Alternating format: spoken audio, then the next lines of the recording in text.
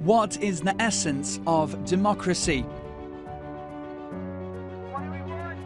In what forms, shapes and sizes does democracy thrive in? Is democracy one size fits all? There's no one kind of democracy. What they mean is it's supposed to be for the will of the people. It's more about the substance than the formality of voting. In the United States, is really controlled by money, etc. It's not one person, one vote in any real sense at all. Join us in answering these questions and more in our special Democracy, a Common Value for Humanity on CGTN. Democracy. We see the word on slogans. We read about it in declarations. We hear it in speeches. But what exactly is it, and why is it important? Let's start with the definition of the word, which first appeared in written records some 2,000 years ago in the ancient city-state of Athens, where adult male citizens in the society attended assemblies to propose, debate, and vote on laws and policies. By combining demos, meaning people, and kratos, meaning power or rule, the ancient Greeks created the word demokratia to define rule by the people. Today's dictionary adheres to that origin and defines democracy as government by the people. While ancient Athenians did not actually give power to all the people, as women and slaves were excluded from participation, nor did their system of direct democracy last more than 2 centuries. It nevertheless marked a revolutionary development for civilizations because it presented a radical new idea for a world used to be ruled by kings and their children, that political power should rest with the masses rather than with a privileged elite.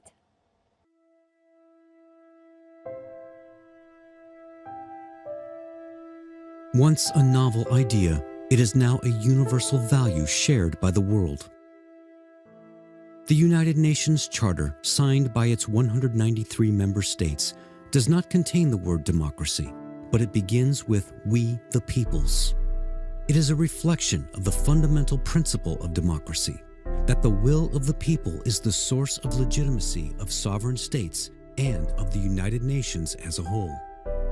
I think democracy in terms of political voting is very much related to Western concept. But democracy in broader sense, I think is a global concept. While the concept of governance by the people emerged in ancient Greece, Chinese philosophers promoted the idea of governing for the people. Confucian scholars developed people-oriented thought such as "the world is for everyone" and "the people alone are the basis of the state." These maxims are deeply rooted in Chinese history and have shaped what Chinese see as good governance throughout history. 民本的思想到今天为止仍然是非常有价值，仍然。I think the people-oriented thinking is still very valuable and important to this day. It is still something that should be emphasized. From what point of view do officials govern? If the end is to serve people's real interests, then the seemingly trivial things in people's lives are actually very important. It translates into real difference in how policies and laws are made. After Athenian democracy ended around 300 BC, while thinkers and philosophers continued to debate the merits of the democratic system, no other prominent democratic governments emerged for 2 millennia until the Industrial Revolution began in 18th century Europe. The American Revolution and the French Revolution, both in the late 18th century, resulted in the first 2 major republics in the modern world, though women in these newly founded democratic countries only gained voting rights, or universal suffrage, not until well into the 20th century, some 200 years later. Many countries adopted democratic forms of government as part of their independence movements. first unshackling feudal and colonial rule and then establishing democratic institutions. Such was the story of China's path to democracy. For several thousand years, feudalism dominated social and political systems in China. As emperors came and went and dynasties bloomed and vanished, the majority of ordinary Chinese people remained the oppressed and exploited underclass. The Opium War of the 1840s resulted in a humiliating defeat for China. In 1911, as China verged towards collapse due to foreign incursions, rising nationalism, and a weakened central government, revolutionaries rose up and succeeded in overthrowing the Qing dynasty, marking the end of over 2,000 years of imperial rule in China. A democratic republic was established, and numerous attempts to introduce Western political systems such as the parliamentary system, the multi-party system, and the presidential system were made. But the government failed to stabilize, and these experiments ended in failure, sending the country into political turmoil. That was when the new culture movement, championing democracy and science, took hold in the country. Progressive Chinese thinkers began developing their own understanding of democracy and how it could be made to work in China. They drew inspiration from the October Revolution in Russia and the spread of Marxism in China. It was during this period of searching that the Communist Party of China was founded in 1921, which sought to overturn the oppression of the peasants and workers by the ruling class. Ultimately, the Communist Party of China succeeded in their revolution and founded the People's Republic of China in 1949.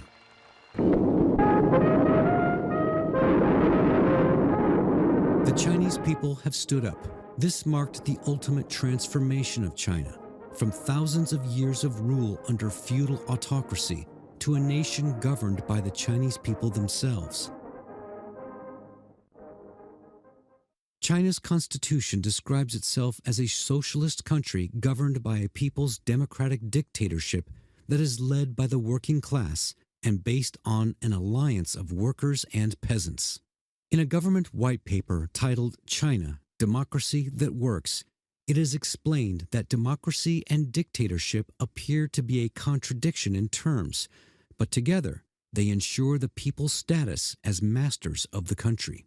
Since its founding, China has not stopped developing and advancing the political structure, economic foundation, legal principles, and institutional framework for the people to run their country. In 2012, the CPC started developing whole process people's democracy as the latest political innovation of implementing democracy in China, making possible the participation of a population of more than 1.4 billion from 56 ethnic groups. If you look at the different types of democracies, if you take from the point of view of China, from the point of view that the society is going forward, not merely by all its objective indicators of its living standards, its life expectancy, controlling environmental damage, etc. Well, there's no one kind of democracy. If you compare Britain, the United States, India, they all say democracy, but what they mean is it's supposed to be for the will of the people. What's unique about Western democracy is it's always this idea that it's a ballot box and that you can change governments. But changing governments, unfortunately, does not necessarily change realities. So there are different ways of expressing democracy, but I always say that it's representative government. It's government for the majority of the people. Emerging from the darkness of its medieval to modern history, the Chinese people chose democracy to ensure their mastery over their own country as a matter of survival, as their best shot of living a life of fulfillment, happiness, and security. The Communist Party of China sees democracy as a common value of humanity and a cherished ideal. All paths to democracy deserve respect.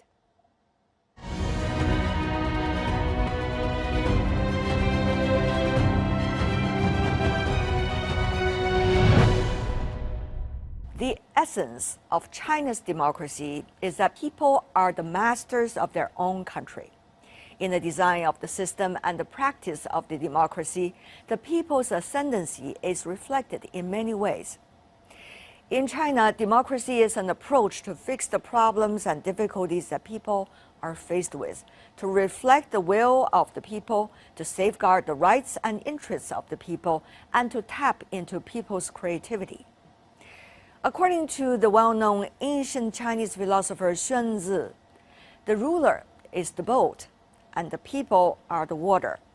It is the water that bears the boat up, and the water that capsizes it. This is consistent with such political doctrines as the people are the foundation of the state. Since ancient times, wise Chinese emperors have always respected popular will to govern the country for the people. This has also been consistently expressed in modern China's governance. The CPC leaders have made serving the people one of their highest governing principles. 我觉得对民主的理解吧，必须跟中国的历史放在一起。 I think the understanding of democracy must be put together with the history of China. The Chinese view of public power is very different from the Westerners. By tradition, the Chinese basically believe that public power is a good. But it should be said that the Communist Party has changed people's perceptions of public power, and now people in power are considered to be servants of the people. Another characteristic of the Chinese people's understanding of democracy is that it tends to be very specific, very concrete, and the process of democracy is constantly evolving. So, the democratic process in China is more of a consultative approach. I should say that our current democratic system is not a mature one, and it is still in the process of being developed. Over the past 100 years, the CPC has led the people in the exploration and practice of democracy, eventually adopting Marxism and applying it flexibly to the country, leading to a breakthrough in the formation of a consultative democracy system.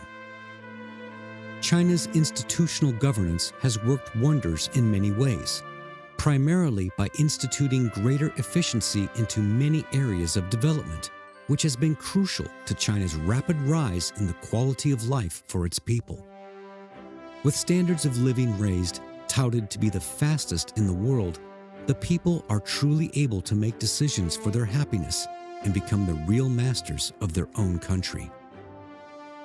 Another major benefit has been the complete eradication of extreme poverty in China.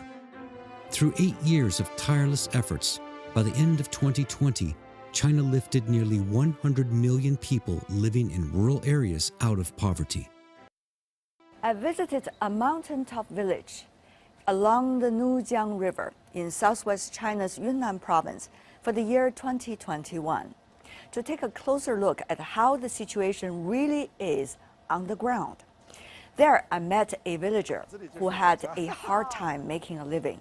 He and his whole family once had little choice but to make the most out of the squeezing into an old hut.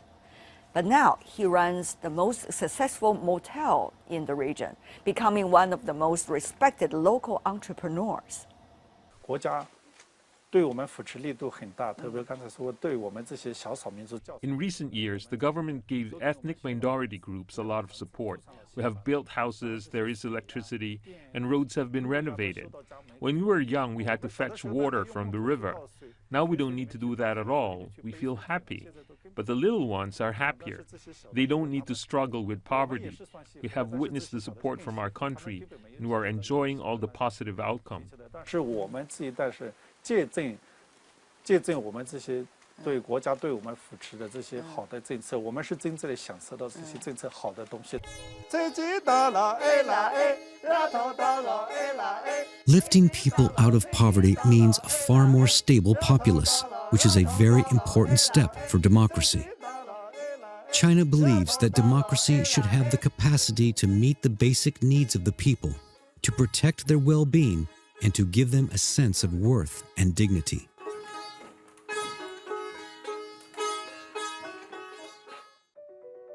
China's economy has grown exponentially in the past decades, and in recent years the emphasis has been on higher quality, more sustainable growth, bringing better living standards and developing a cleaner environment for people, which is also a step forward for democracy. China is on track to meet the green goals of carbon neutrality and is taking a leadership role in curbing global warming and protecting biodiversity. China has achieved a lot as far as biodiversity conservation and protection is concerned. Threatened species. You had species here in China which were almost going to extinction. In fact, in the IUCN Red List, they were in the threatened species.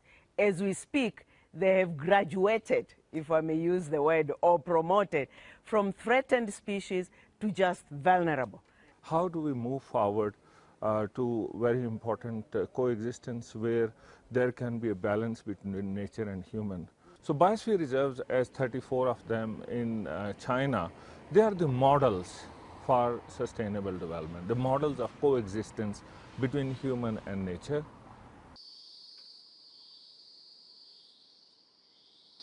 Besides trying to find a balance between nature and humanity, China, like the world, is also facing life and death matters, such as the COVID pandemic. China's rapid response and decisive policies have saved countless lives.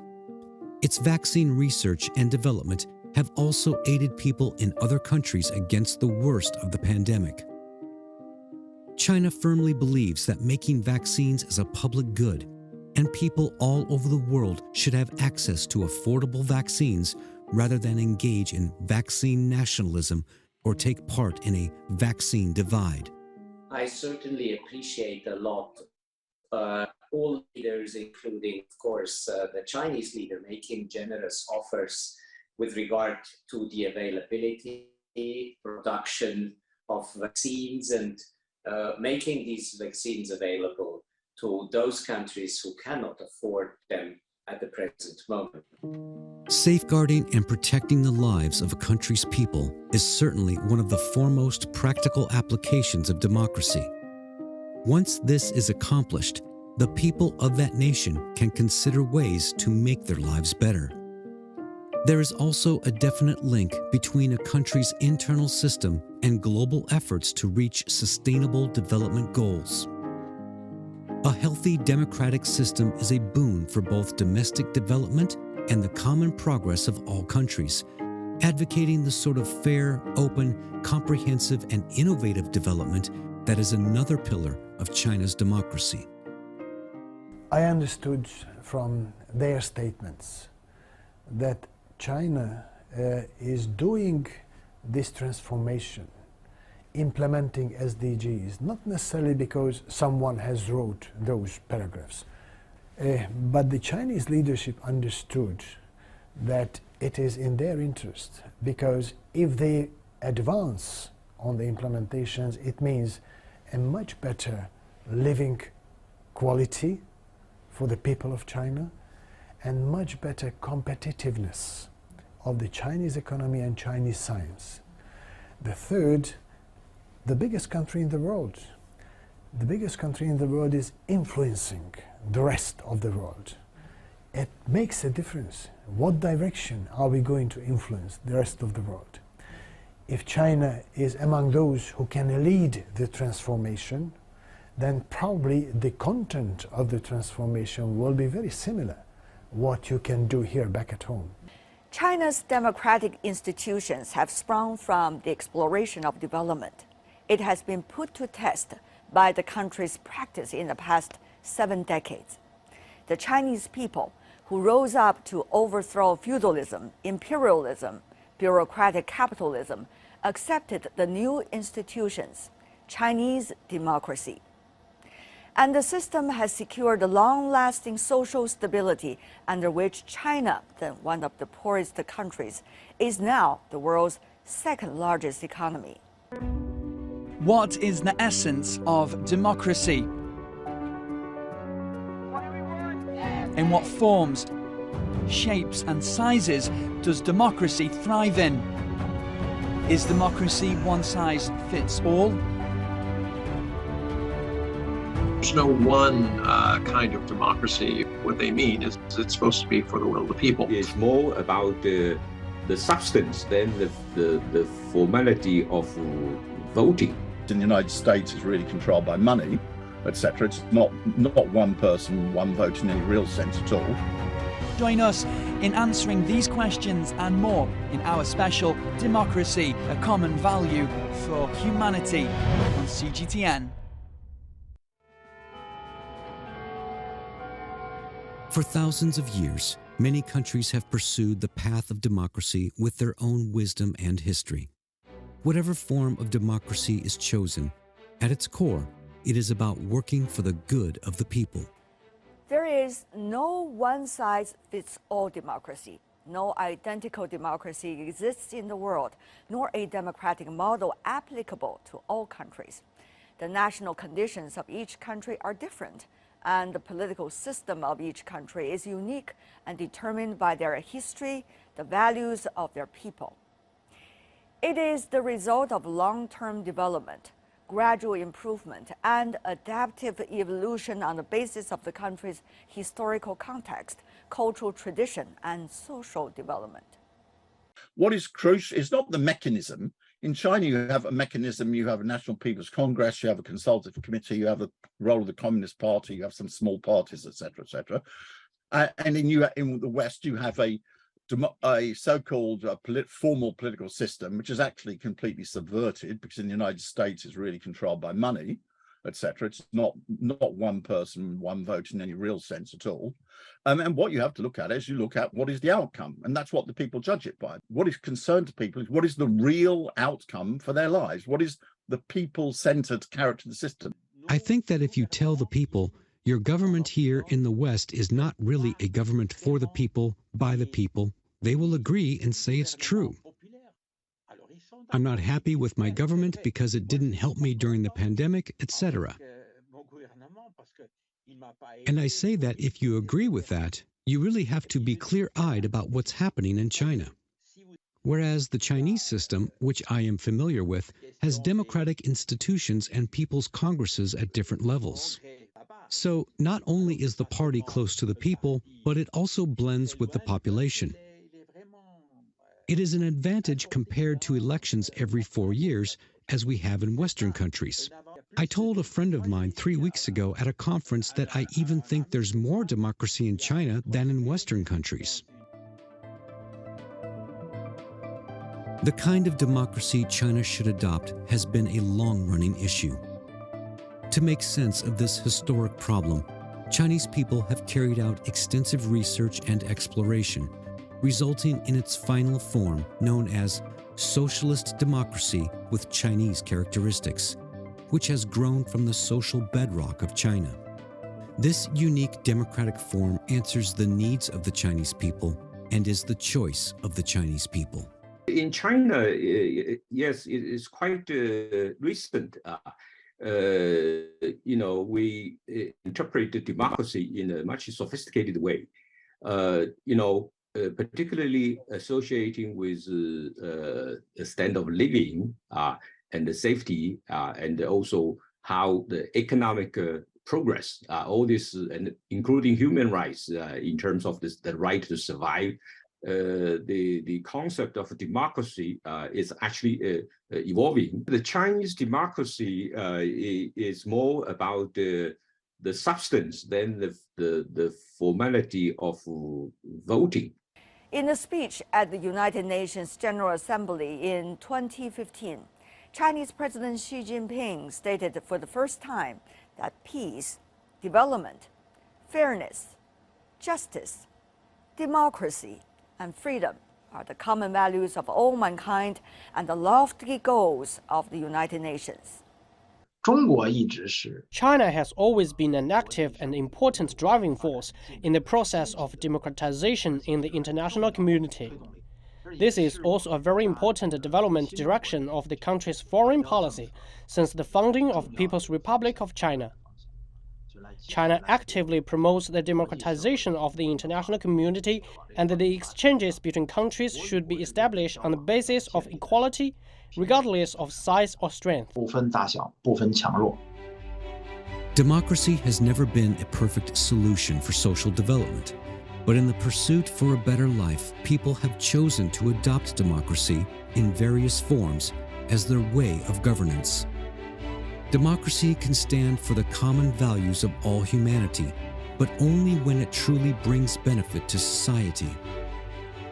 The Chinese people, just like voters in other countries, measure their democratic system by observing how many of their appeals are answered by the government.